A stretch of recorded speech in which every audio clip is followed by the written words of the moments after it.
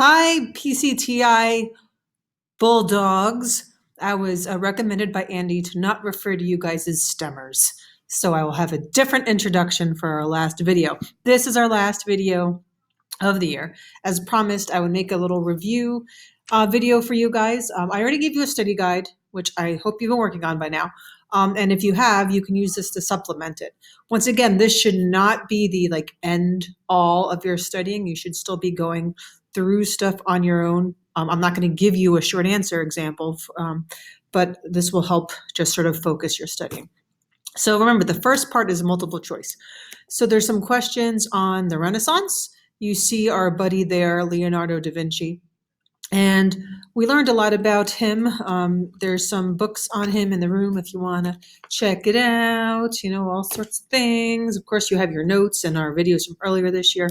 But remember all the different things he did. He was a painter who painted things like the Mona Lisa. He was a military engineer, an inventor.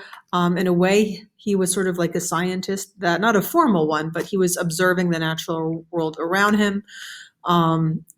He used all sorts of, made up ratios and studied the classics of ancient Greece as he did so. There's his sculpture of, his painting. It's a fresco of the Last Supper. He was a sculptor, though, as well. So because he was so varied in what he did, that is why he's sort of the quintessential example of a Renaissance man. Next, we have Machiavelli. There's a graphic novel in here if you want to review your Machiavelli. Remember, he wrote The Prince. We also have that in the classroom if you want some light reading before the final exam. And what was The Prince about? The Prince was all about power and how to keep power. You know what? I really should have made this different. So yes, here we go. This was in Florence. He worked for the Medici family. We got into all that. But know what the basis of the prince is about. How can a prince get power and keep power? And it was in some ways, which some people see as controversial. Politics have no relations to morals. If you need to, lie to your public or break a promise or, forget about religion, do whatever you sort of need to do to keep that power and maintain it. So that was the coat of arms for the Medici family. Okay, then we have the Reformation. So we have Martin Luther, right? How he broke with the Catholic Church when he wrote the 95 Theses. A lot of those theses had to do with indulgences, how he was against them. It was like people paying for forgiveness, and he thought that was wrong. It's your faith, your other things that matter for you to be saved or not that sort of stuff. Then we have King Henry, who was much different in terms of why the Reformation happened in England. I know a lot of you guys liked that video I made with all the characters. He really wanted to break away from the church because, remember, he wanted to marry Anne Boleyn, but he was already married to Catherine of Aragon, and the Pope was like, no, you can't do that. So his was a reformation about politics. It was about who's in power, who's in charge. It was not about indulgences or salvation or any of that ideology type of stuff with the church. And long story short, they did eventually get married. And then he had her head chopped off. All right, so then we have the Age of Revolutions. It really focuses on the French Revolution.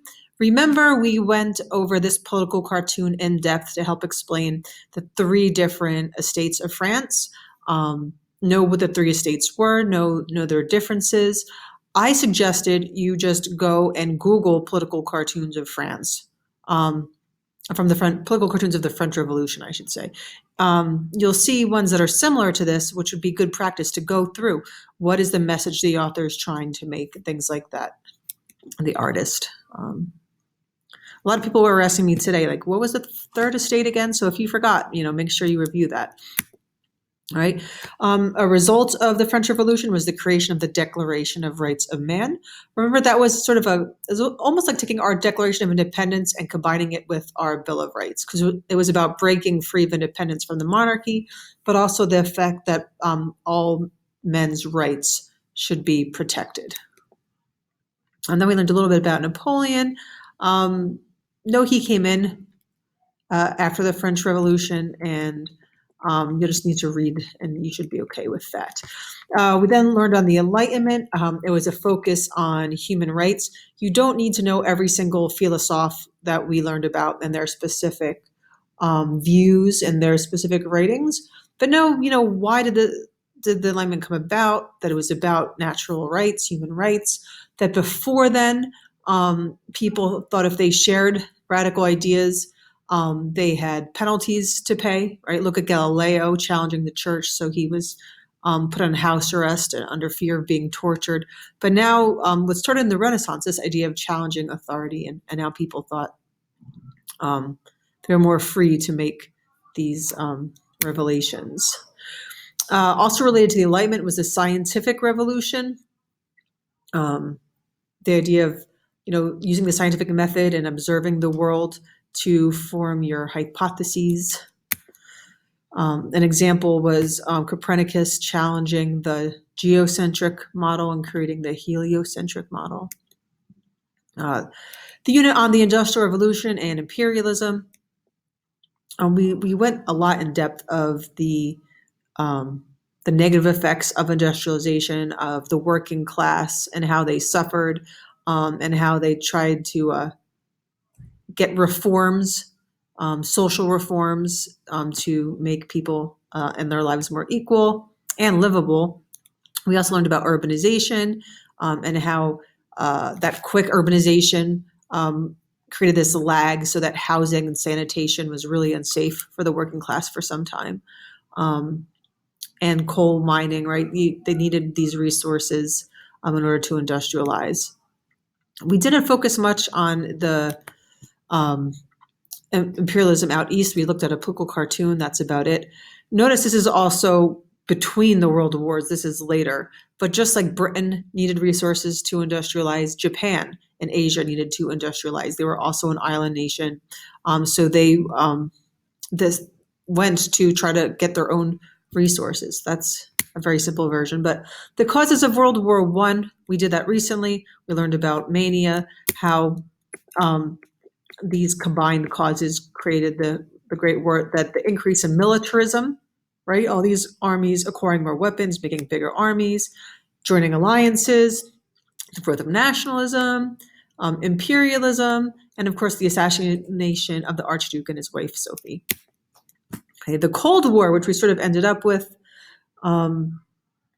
this is after World War II, and you have sort of like the Soviet sphere of influence and the American democratic sphere of influence. And Berlin itself within Germany was divided, and the communist side and then the democratic side, which was actually split between the other victors of World War II, France, Great Britain, and America.